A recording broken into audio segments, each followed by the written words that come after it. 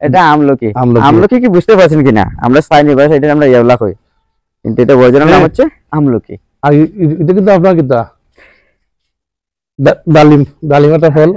ডালিম, ডালিম দেখতে পাচ্ছেন যে ডালিম, উনি একজন ভালো একজন শৌখিন চাষী, কিন্তু ভালো একজন শৌখিন চাষীর বাড়িতে আমরা সব ধরনের গাছই দেখাইতেছি। এই যে গাছটা দেখতেছেন এটা কিন্তু আঙ্গুর গাছ, আঙ্গুর গাছ। এইটাই কিন্তু আঙ্গুর গাছ বা আঙ্গুর গাছের পাতা কিন্তু এইরকম হয়। যারা চিনেন না, দেখেন না, একটু দেখে নিন। কারণ ভাই এই জায়গায় তো আপনারা কোন ধরনের কীটনাশক ব্যবহার করেন না, নাকি? তা না, এই যে গাছ দেখতে পাচ্ছেন এটা কিন্তু বিলম্বী, এটা কিন্তু বিলম্বী, এটা কিন্তু টক তরকারি খায়। বিলম্বী এটা, হ্যাঁ, টক তরকারি খায়। আবার এমনি খাওয়া যায়, শুধু লবণ লাগে যদি খাইতে চান তাহলে প্রচুর এগুলা কিন্তু খাইতে পারবেন।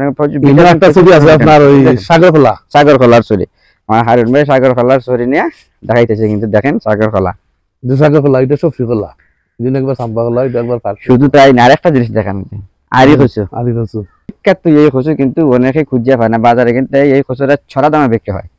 যারা যারা এই আরি কচু খাইছেন, এদিকে নাগামরিচ আছে, আরি কচু কই, আবার অনেকে নাগামরিচ, খালা কচু কয়। এটা কিন্তু নাগামরিচের গাছ।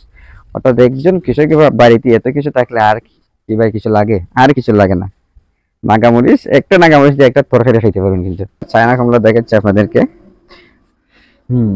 এইগুলা গাছটা ছোট বয়স কম মনে হয় নাকি? বয়স 2 বছর হয়েছে, 2 বছর হয়েছে, তবে 2 বছর হলে এটা ছোট হয়েছে। আপনারা ইয়া করবেন। এটা কিন্তু বাড়ি মালটা ওয়ান, মানে পারিবারিক চাহিদা মেটানোর জন্য আপনারা কিন্তু এই ধরনের মালটা গাছ লাগাইতে পারেন। দেখেন প্রচুর পরিমাণে মালটা আসছে, ধীরে ধীরে এগুলা বড় হবে। এখন এই মালটার পরিচর্যাটা আপনাদেরকে একটু বলে ফেলি আমি। দেখেন, বলতে গেলে যেহেতু এই মুহূর্তে মালটা ধরছে, আপনারা প্রতি গাছে কমপক্ষে 100 গ্রাম করে ইউরিয়া দিতে পারবেন, 50 গ্রাম বা 100 গ্রাম আবার এমওপি সার দিতে পারবেন। টিএসপি যদি দেন 100 গ্রাম 200 গ্রাম পর্যন্ত টিএসপি আপনারা দিতে পারবেন। দিলে কি হবে জানেন? এই ফলগুলো কিন্তু ফলবে না। এবং তার সাথে ম্যাগনেসিয়াম দিবেন, বোরন ব্যবহার করবেন। প্রতি গাছে 20 থেকে 30 গ্রাম বোরন, 20 থেকে 30 গ্রাম বা 50 গ্রাম ম্যাগনেসিয়াম যদি আপনারা দেন, তাহলে কিন্তু ইয়ার মধ্যে মালটার মধ্যে রস হবে, ভালো পরিমাণে রস হবে এবং ভালো পরিমাণে মিষ্টি হবে। জরুরি জিনিস কিন্তু সাধারণ সারের সাথে সবচেয়ে বেশি উপকার হচ্ছে যদি জৈব সার দিতে পারেন বা শুকনা গোবর দিতে পারেন। কাঁচা গোবর দেওয়া যাবে না, শুকনা গোবর দিবেন। আর কি বলছি, মিষ্টি হইতে হইলে কিন্তু বোরন দিতে হবে, বোরন দিবেন। আর কি বলছে, ম্যাগনেসিয়াম দিবেন। কিন্তু ইয়া আছে, এবার গোবরের গাঁথা আছে, কিন্তু গোবর দিতে হচ্ছে না। চায়না ট্রি, এই দেখেন, এটা কি জানেন কিনা? চুকুর গাছ। এটার নাম হচ্ছে চুকুর গাছ। এটা কিন্তু টক জাতীয় তরকারি কিন্তু এই চুকুর গাছ দিয়ে খায়। যারা যারা খাইছেন না, একবার খেয়ে দেখবেন এই চুকুর গাছের টক। সফেদা, গ্রাফটিং এর সফেদা নাকি কিনে আনছেন? না, গ্রাফটিং এর কিনে আরি, বুঝছি না। আমি ভাবছিলাম যে আপনি গ্রাফটিং করছেন কিনা। হ্যাঁ, আমার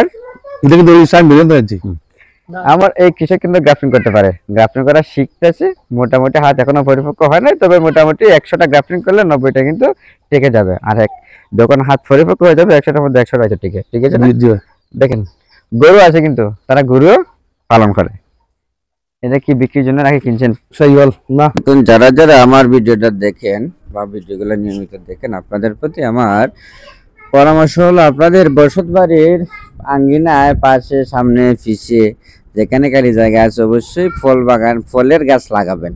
শাকসবজি চাষ করবেন, আদা লাগাবেন, রসুন লাগাবেন, একটা মরিচ গাছ লাগান, একটা নাগা মরিচ গাছ লাগান, একটা কলা গাছ লাগান, একটি সবজি কলার গাছ লাগান, একটি মালটা গাছ লাগান, একটা লেবু গাছ লাগান, একটি আম গাছ লাগান। এতে কি হবে, আপনার বাজারে কোনো ধরনের ফল পাকড় কিনে এনে খেতে হবে না। আপনারা নিজেদের ফল কিন্তু নিজেরাই খেতে পারবেন। এবং পাশাপাশি যদি আপনারা গরু ছাগল লালন পালন করে থাকেন, তাকে এতেও কিন্তু বছরের পর বছর কিন্তু এক ধরনের মানে অতিরিক্ত একটা ইনকাম আসবে আর কি।